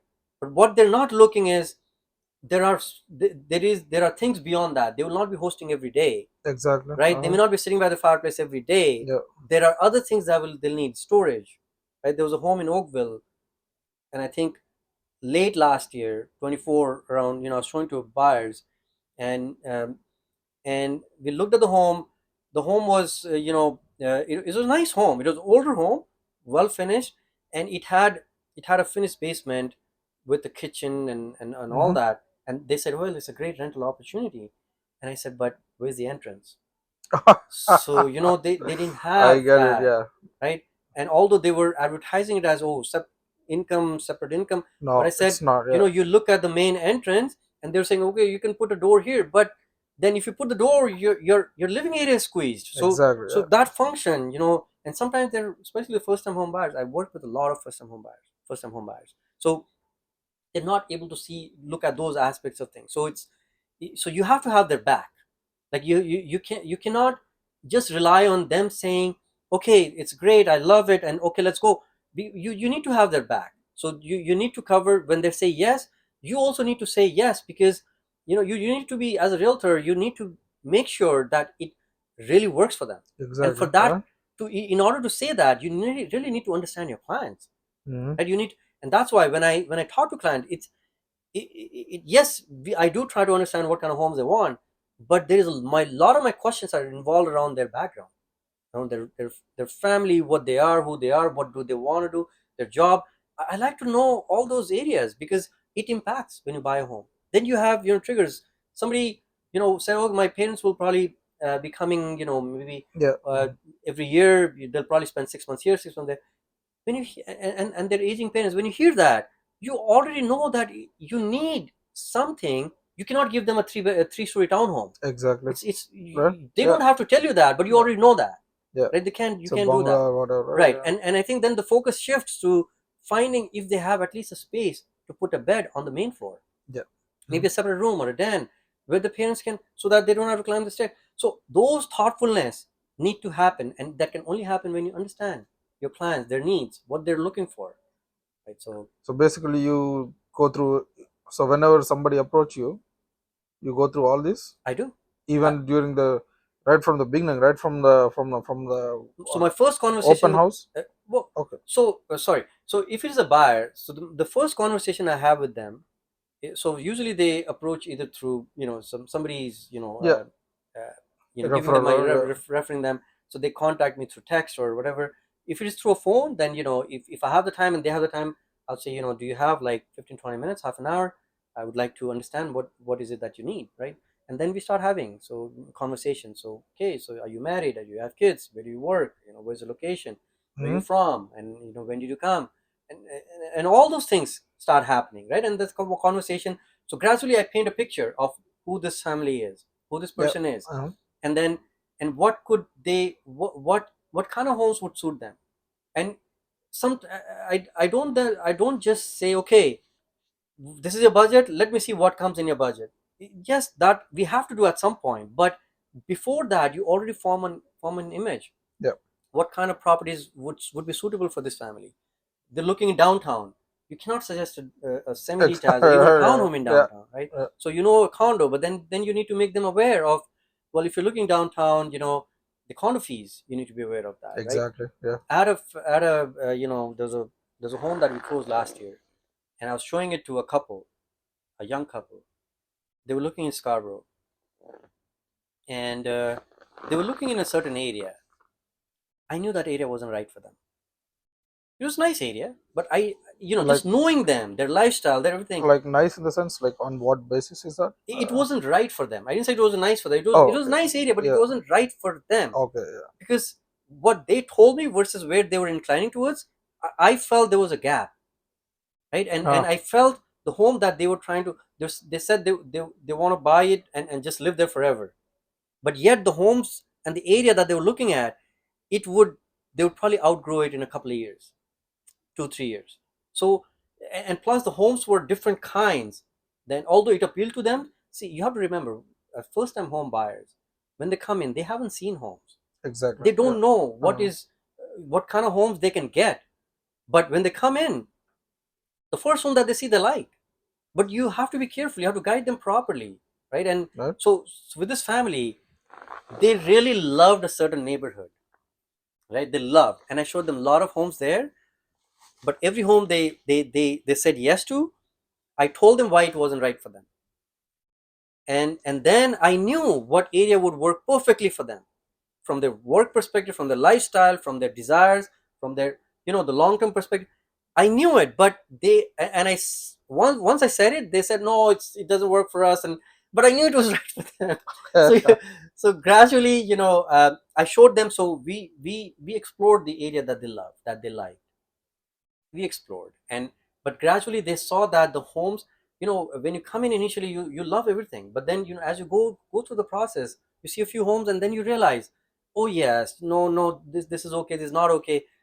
And then I gradually took them there. I said, hey, just come to me with an open mind. Don't like it, you don't like it. Showed them a few Yeah. homes. Exactly. Right? They loved one of the homes. We got them their home. They moved in, I think late last year, so about 9-10 months after they moved in, they were blessed with a baby girl. Wow, that's good. Yes, Yeah. and I went there for the baby shower, and it was very nice to know. The wife said, thank you, Sandeep, for bringing us here. Right? I Yeah, think that is. we were looking there, but we find that that's also a nice neighborhood. Mhm. But I think this is perfect for us. We're very happy here. Right? Yeah. So it's a validation. That's, as a realtor, I think, it's I didn't do anything extra. It's a job of a realtor to do exactly that. But you need to understand your clients needs, true needs, and help them graduate there, right? Help them move there, because they don't know. I mean, if once you buy a home, then the second time home buyer, you already know a lot of things, so a realtor's job becomes a little bit easier. But first time home buyer is very tricky, very tricky, because if you just give them what they want, sometimes they're right and sometimes it works, but as a realtor you have to be cautious of those things. So how to choose a realtor? um well, so like I said earlier, most of my business comes through referrals, and and I think that's one of the best. One I wouldn't say the best. It's one of the great ways to choose a realtor. If you know a friend, a family, a coworker who's gone through a purchase and is happy with their purchase and the process and the realtor, it's a good way to just reach out to the same realtor and see if they can work for you. Um, in terms of I think what to look for, I mean, just in general, like, I mean, you when you're looking for a realtor, they should have knowledge. I mean, they they should be knowledgeable about their about the market, about the products. They should have your back. They should be working for you. They shouldn't be working for their own business sake. They should be working for you regardless. So I what I mean by that is, uh, I don't think a realtor should push you into buying something, right, which you don't like. So you should take your time to look around. To, of course, I mean, if you like something, you shouldn't wait as well. But Exactly. at the same time, you know, uh, you shouldn't waste their time as well. But at the same time, they shouldn't rush you in as well, right? So, and again, I think apart from that, I think those are some of the things. Years of experience, yes, it does matter, because that's what it tells you about how long they've seen the market. So how much experience do they have? um, Apart from that, I mean, what else? Yeah, and I think a lot of things happen once you start working with a realtor. So a realtor may check every box that you have on paper, but when you meet with them and once you start looking, things may not click, right? And again, I mean, it just may not happen. The realtor, maybe there's nothing that the realtor did. It's just that you may not click. And at that point of time, you have to be comfortable. You have to be comfortable. You should be comfortable enough to open up and share your views, and the realtor should feel the same way, to Exactly, be right? able to advise you properly. So I think those are some of the things that I can think of. Yeah, so you also mentioned before that this family or the girl from whichever locality, she said uh, they told you that you showed them a right way or guided them through the proper way of going and settling in particular area, right? So this brings the thought to me, or this increases the curiosity in me to know how how was your first success? Okay, how did you feel on your first success? Okay, on what basis do you measure that success? Sure. So, real estate journey for me, it wasn't a click right away. So I climbed the real estate ladder the hard way, or the way in which most people do. So what I mean by that is, the way I started was, I started doing leasing. I started with leases, and then as worked with tenants, and leases are a lot of work, a lot of effort, and uh, started working with tenants, and then worked very hard, did the best that I could at the time, and these tenants, they were happy with me. And then when a year or 2 years later, when they were happy, they wanted to become buyers, they reached out to me again. And that's how we and that's how I became a buyer's guy. And then when these buyers, few years later, wanted to sell their property, they reached out to me again, and that's how I became the seller's guy. So it's a journey. It didn't happen overnight. But again, if I think about uh, a good I think the first big or decent deal that I did, it was yeah, it was a situation where I think it was a condo that I bought for one of my clients in downtown. And uh, and yeah, they loved the condo. And I think at the time when they wanted it, there was other people who were interested in the same condominium as well. Huh. And so yeah, we did have multiple offer even then. So at that time, so yeah, it was, and at the time, it was pre-COVID, so where things were done a little bit differently. So you would take all your offer, the seller, so the seller and the seller's agent would call everybody that submitted the offer one by one, and they would talk about it and they would negotiate at that Mm-hmm. on the table. That is how it was. So yeah, I think so for me, it was about negotiation, about getting the best deal for my client, and we managed to get that deal. Despite many offers on the table. So that was I think it was a good win for me. It um, was it a taste of success? I don't know, because in real estate, you typically, it's you're as good as the next deal, really. Mm-hmm. So you do a deal today, and you while you enjoy that success, but then now you're looking So forward to that's the your next one. first success, right? First success that I a notable success that I remember. Notable Yes. success, right? And how did you feel about that? Like how many that won't come, that might not have came in 1 month or 2 month period, Oh right? no, no, no. It doesn't. Like I said, it's a journey. So you go through, your tenants, and then you go through bars. So it's not easy. So sometimes somebody turns realtor and they have family friends, and they want to purchase, and they're easily able to make Exactly. transactions, Hmm. but it wasn't the case for me. So my friends were already established, they already had homes back then, and I don't have any family here. So I had to start from scratch, placing ads, getting tenants, and then just moving up. So it was doing it the hard way, but I, I think it was good to have done it that way, just because it gave me a lot of experience, a lot of knowledge.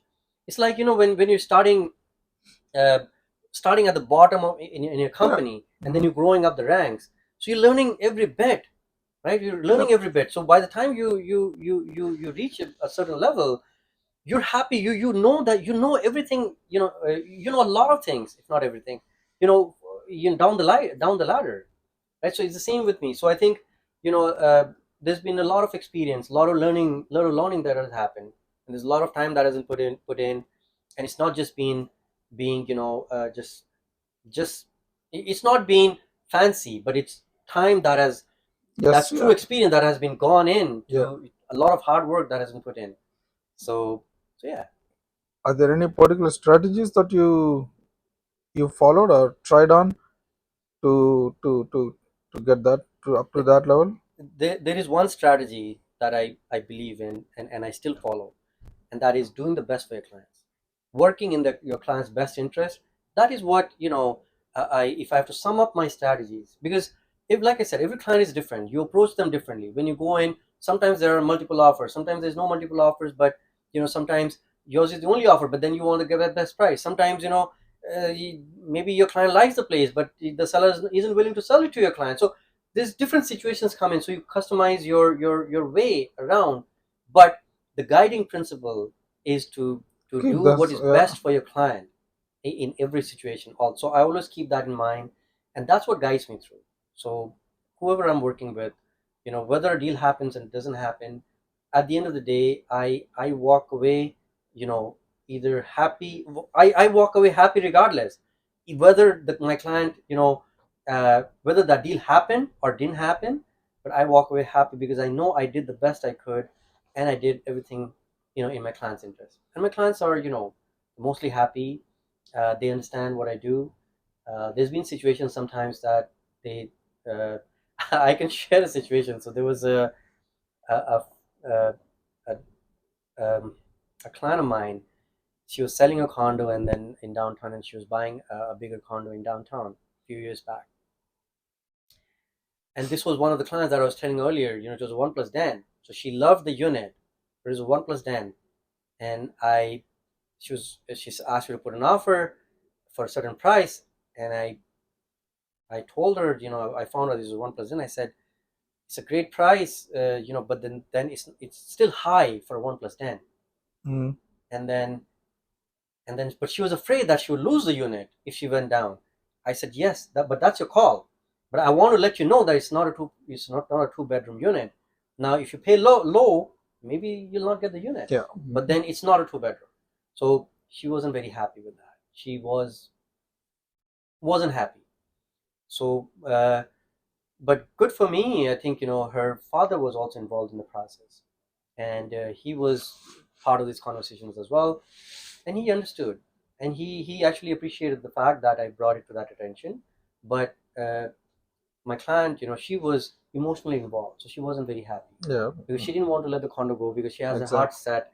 At the same time, now it was a dilemma that I presented to her, right? Whether so if she gives a lower price, and we did offer a lower price, they didn't accept, right? Exactly. And Right. and and but then I said the choice is yours, but my duty is to do what is best for you, and this is what, even though you don't like it, but this is what I think is the best for you. And wasn't happy that deal didn't happen. And then we continued to look. Of course, once you like something, it's hard to go about. Eventually, she liked something else, but you know, in between, maybe some weeks, a month passed, and that unit didn't sell, and that sold, Ah. and that Okay. sold for close to the price that I had advised her Okay. for 1 plus 10. And when she saw that, she called me. She picked up the phone. She said, I'm really sorry, and I'm so thankful that you despite me not liking it, you put it out there, and you saved me tens of thousands of dollars just by doing Yeah. that. I was so it was a turnaround for the client. But at the end of the day, yeah, I mean, that's what real estate is all about. I mean, so like I said, she wasn't happy, I wasn't happy, she's not happy, but at the end of the day, I took solace that that's the best thing. I would feel even worse if she had gotten the place at a price of a two-bedroom Right. when it wasn't a two-bedroom. Exactly. Yeah. I would have felt so bad. Mhm. And She would have felt too. and maybe at some point, just Right. like the other Yeah. realtor, Yeah. she realized that she had bought that condo for a client she was selling now, but when she bought it for him, it was a bought as two-bedroom. It was a 1 plus 10. Yeah. So I don't know how she would have faced her client at that point. I didn't want to be that guy. So Yeah. But the thing is, yeah, this is most common thing in real estate market. This market is too competitive, and almost every realtor is trying to do his what you call that's to make the best out of consumer, right? absolutely.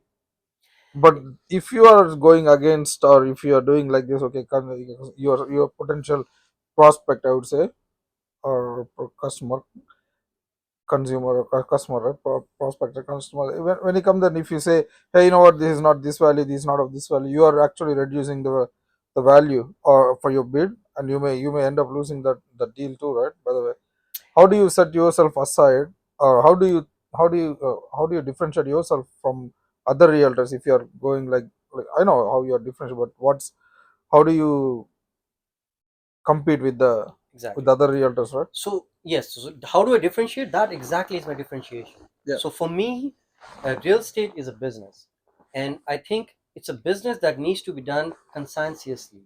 It needs to be done the right way. Our core values in real estate are doing the best that is best for your clients. Irrespective, it's not my money first and client second. It's always my clients first and money second. That's always how it's been. I may lose a potential deal, but at the same time, do I need to compete with other realtors? I don't think so.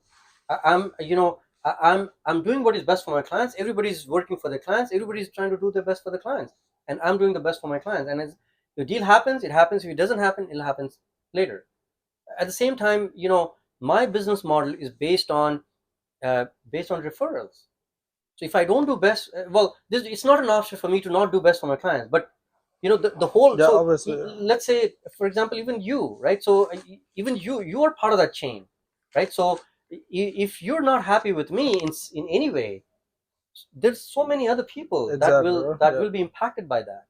So even business wise, it's not wise for me. But for me, it's not even that the business. Maybe that lady, she wasn't happy when I told her not to go for that condo. Maybe she might have spoken to other people that I know, Right. and she may have voiced her you know discomfort, when with my suggestion. But that's okay, because at the end of the day, you have to do. And I do honestly believe, if you do the right things, you will get the right things in the long run. You have to have patience. I mean, I can't. I don't like to, you know, take shortcuts and do things just for now. I like to look long term and do it the right way. And so, when I started real estate, there were certain core principles that we set, right? So this was Mhm. one of them: doing it honestly, being open and honest with the clients, and doing it conscientiously, doing what is best for your client. So my focus is clients first, and then that's how you work. So at that, I mean, at the end of the day, that's what it comes down to. Yes, exactly. Yeah, I do agree with that. Right? We do face the same situation in finance sector. Right? People don't believe, like people, 90% of the people always trust the banks or major institutions or big institutions. Right? I do have a client. I was working in a particular location at that time, and he just, it's a casual talk, and he said, I had to pay this money on to as a tax background. I had to pay back to the CRA, blah blah blah, whatever. And I said, why are you paying? Right? Just give me 5 minutes, 15 minutes of your time. Let's see how we can work out. And then I did presented him. I did studied his case, did whatever, presented him options. Do this, do this. You will get this amount back. May get, not will get, right? Back. Everything was fine, and he did not trust me. He went to a place where both of us were, like, he basically asked everybody who I know and who he know, right? Basically, like the common friends, like right, in the circle, everybody. Hey, and people came back. Hey, this guy is coming and he's asking about you. Why? Is there anything that's going on there? I was like, no, nothing. I don't know. He asked me for solution. I gave him, and then he became a client. And now every time hey, every month I send my clients the report, right, about their investment performance, and every time I present him, it's 30%, 39%, 25%. Least that I got when the market is going down is like 16% or something. Right? So yeah, I do understand how what where you are coming from, but again, that helps in building. Yeah, that lady felt bad about that particular situation, and after that she realized, okay, you are right. Basically, the price that you bid for is correct, and then she might have become happy. But how did you even find them? Like, is that kind of a networking? What kind of networking that you do for getting clients like this too? So again, it's like I said, most of it is by word of mouth. But I just want to add one more thing though. It doesn't mean just, so I'm not, in no way I'm trying to say that I always ask my client to pay less. That's not what I'm trying to say. In a multiple situation, you do have to pay a little bit more. Exactly. But Yeah. when you come to that situation, you have to be open with your client that, hey, this is a situation, the actual price, and that's my thing with the clients is, hey, you're in a multiple situation. If this is the market value of this property is this, but because you're in multiple situation, you have to pay a little bit extra.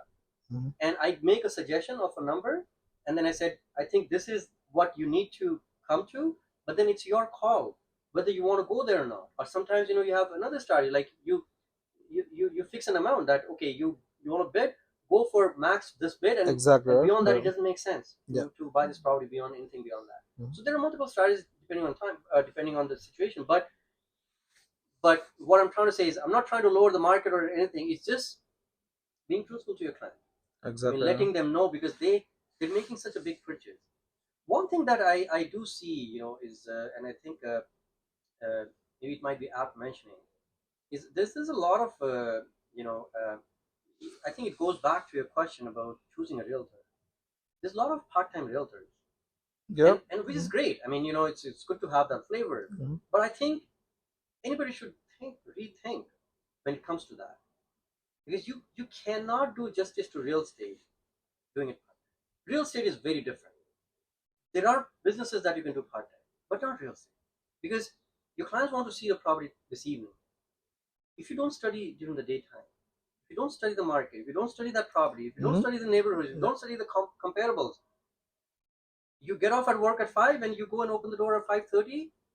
What are you offering to your client? Exactly. Right. Right? So I think there are some thoughts that need to go there. Again, I mean, no disrespect to my colleagues who do it part-time, but even for them I would say, think, if you really love real estate, and if this is your way forward, come join us. Let's just do business together. But then, it's like, if I, especially real estate, I just mean real estate. I by no way mean you cannot do businesses part-time. You can do, but real estate, I just feel it's not one of those things, because it requires time, dedication, it requires effort. and I don't think you can do justice. Like, you need to make calls. I don't know, there's so much research that goes into, before somebody purchases a property. Yeah, when I show property to my clients, I try to go equipped with, okay, this is the price. What would be a good price for this property to purchase at? Whether it's a good buy. If somebody's buying it for investment, what are the rental rates for that unit? How would the cash flow be for that? So I try to do that for every property that my client sees. That takes time, effort, Yeah, yeah. and if I'm not available to do that, what am I really doing? If you don't mind, I would like to ask what kind of consumers do you have the most? Well, In I have a mix. So yeah, sorry, I'll let you finish your question. so you have a mix, right? So I I do. know where you are going. I think you got me, but Yes, so I do have a mix. There's a lot of IT professionals. okay, I think, yeah, a lot of IT professionals, uh, a lot of business people who have businesses, who have restaurants, a lot of those mixes as well. A lot of other people who just have a regular job, and they. So it's a mix, wide variety, I would say.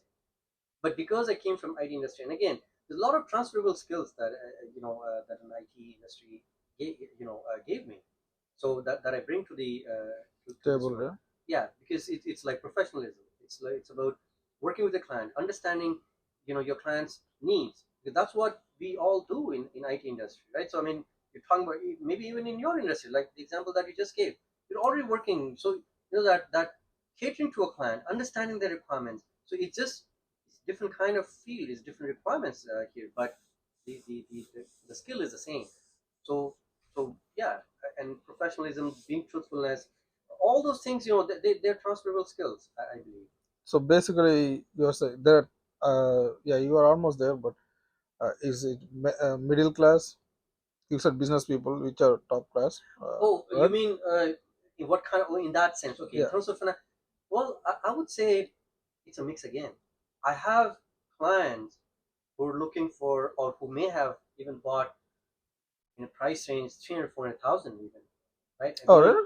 What's that?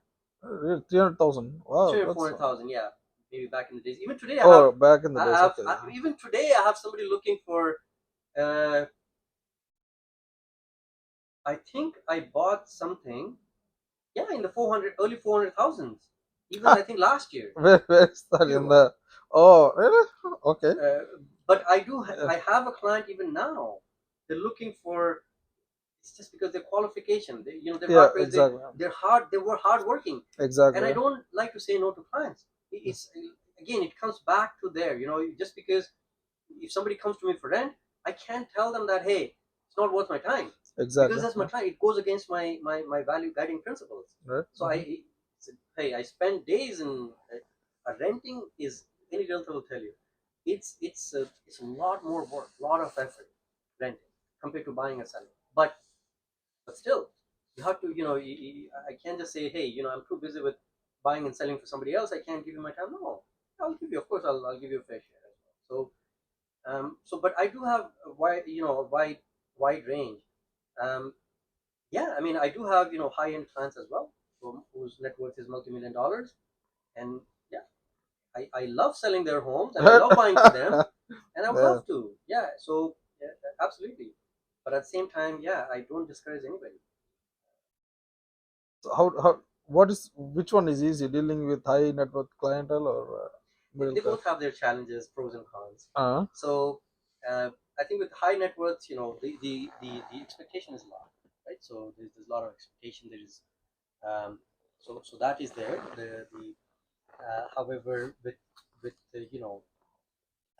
medium net worth clients, you're tasked with uh, you know budget versus what you want challenges, liking challenges.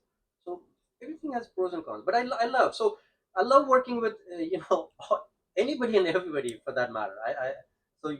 When and once we work with somebody, there's rarely a situation where we haven't kept in touch. It's very rare.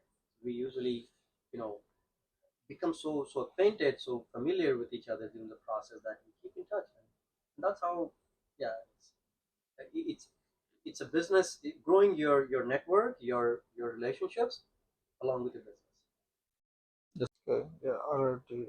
We are already 3 hours into this topic, but I want to finish, or I want to make one final, ask you one final question, right? Recently, and it's into politics, and recently we all heard about Canada becoming, no, Trump's asking or proposing Canada to become 50th state.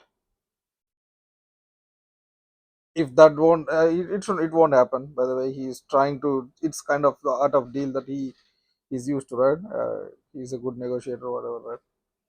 But let's suppose if this becomes 51st state of US, what do you think? Where will Canadian real estate be?